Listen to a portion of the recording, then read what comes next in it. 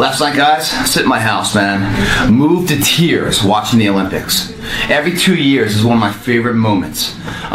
Where you get to see all of these combatants, all these free spirits, all these people that are just champions of internal belief that they can do something. So much so that they sacrifice everything that we hold so dear, friends and social lives and, partying and everything. They give all that up for the possibility in 4 years, if I kill myself every fucking day for 10 hours, I might have the chance to be on the podium. And the ones that are on the podium, there's thousands that have given just as much work, but they aren't. An injury the week before, or a tenth of a second too short, they aren't there. But the ones that are there, it moves me to tears, man. I'm sitting in my house by myself last night watching figure skating. This Russian couple, they've only been together for 4 years. They're both champions in their own right prior, but then they got paired together. And they're going after an endeavor that the Russian national team used to own for decades after decades after decades. The last Winter Olympics, Vancouver, they weren't even on the podium, Russians were. Now it's on their home ice. And Sochi, all the pressure, their fucking entire nation's on them. As if the Olympics aren't pressure enough. All these years of excellence now that went spoiled is now on their shoulders too. They pair up. They give it their all. 4 years in the making.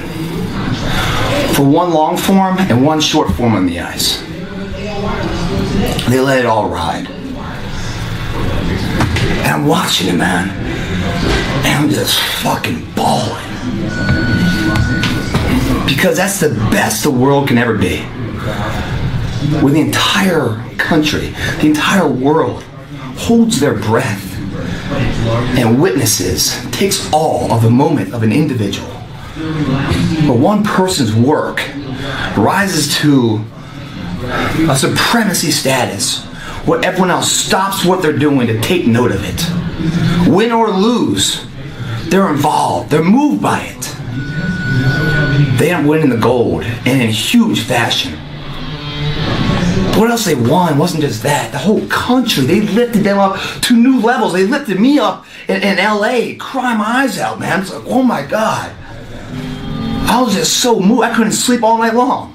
Here at the gym, get a workout in right now. I can't wait to get this on. I thank them so much. Great visual nutrition to take in and absorb when the tough times and adversity strikes you. To continue that process, that it is possible to rise to the levels that calm nations. The adversity that you fight, the adversity they fought, so much. It usually breaks men, that kind of adversity. But then again, for other men, that kind of adversity breaks records because it pushes them to another level. How can one person shoulder so much responsibility? How can one person go to war every single day with no guarantee it's going to go their way? How does one go 1 foot after another for 8 hours, 10 hours a day, sacrificing everything for the belief of something? Because they believe it. And it doesn't matter if they win or lose. It's just the fact that they're committed to try. And to continue to try and continue to try. Never failing to try. That's the difference, man. And those are the people that are talking about, doing great things. Imagine when you were a kid, guys. When you were a kid, you had that supremacy mindset too. Close your eyes. Go back to when you were a kid. Or close your eyes right now. Are you the kid hero right now? The kid inside of you, 20 years ago, 30 years ago, whatever age you are, when you were a kid, big dreams, big aspirations, anything's possible, every window's wide open to you. Have you let that shut? Or do you still believe it? If you now as an adult turn back to the kid at 8 years old, the same person, is that kid proud of you? Is that kid saying, that's who I want to be? If not, open your eyes and fix the motherfucker. Last night, I was witness to just how powerful an individual's drive and belief can be. Supremacy, the dictionary says, a superior state overriding current authority, power, or status in the walk of life you're in. That's a third-party subjective nature, third-party agreement that this person is superior to others. In order for that third party to say an individual is superior, the individual must believe in the first person narrative that they are superior before anyone else buys the fact that they are superior. A belief must be so strong for a third party to buy that bitch. The superior mindset, the supremacy that they established, the gold medal that's on their neck is not made of some alloy. It's made of guts, sweat, and dedication. You know, most trophies in life, guys, they sit there, and what happens is that they tarnish. They collect dust. It's not the trophy that matters. It's the individual character and the will and the belief, the memory of when we did it right, that shines forever. Superiority, supremacy. You guys have heard of this, the second wind mentality of life. You got the second wind. Well, the problem is, most people, when they go on a run, they never exhaust their first win. They never go to the extreme, to the level of fatigue, where the first win expires, where they realize there's even a second win to begin with. They sit there and make excuses here and excuses there. There is no excuse for not being the hardest worker. Yeah, someone might be bigger, stronger, faster, quicker, younger, whatever else, but there is no excuse to not be the hardest fucking worker there. And when you believe that you have the ability to do something, that the life that you're living right now is going down this direction, you fucking hate where it is, there is nothing else to do but to change direction. A belief that I cannot go that way anymore, I gotta go this way. And what do you have to lose? You know the outcome if you continue the same shit. Why not just commit one time in your life to something? See what happens. There are no losers in the world of passion and commitment to something. No one loses there. The losers are the people that sit at the starting line and never initiate. And while you're doing this workout, and you start to hit that adversity, realize people with far less ability than you have felt the same exact pain and continued on.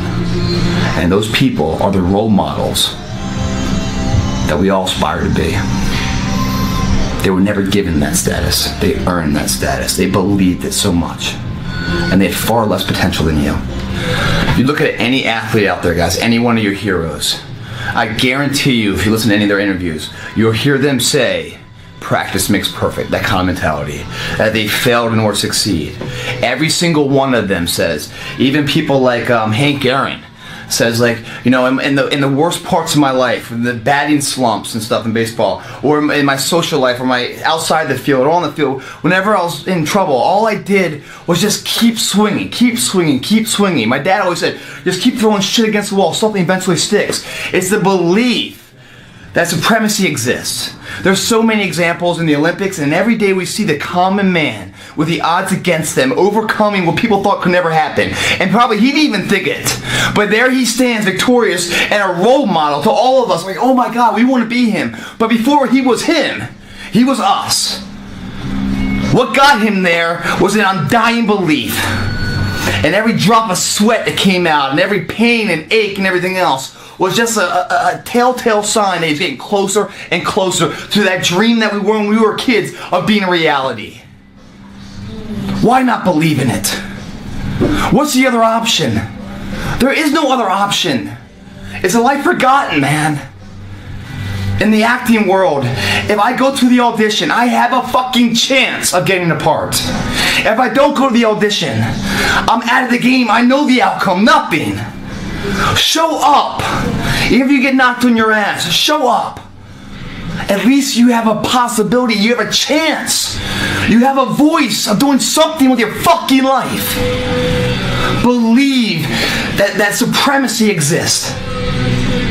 Believe it within you.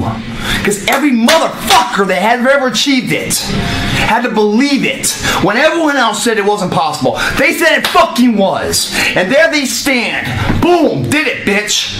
Your turn. Today we're going to start it, man. And every day forward we're going to start it. And continue it. Every day we're going to pay our day's dues in the gym. Today we're going to do a shoulder one. Supremacy style. Shoulder supremacy is what this is. It's 7 exercises, superset it. It's a mass build, guys. I'll get into each one as we go into this. All you have to do is apply the hard work. I'll supply the direction. And at the end of this, your body will be exhausted. Your shoulder will be fucking on fire. You can't even pick your shoulder up.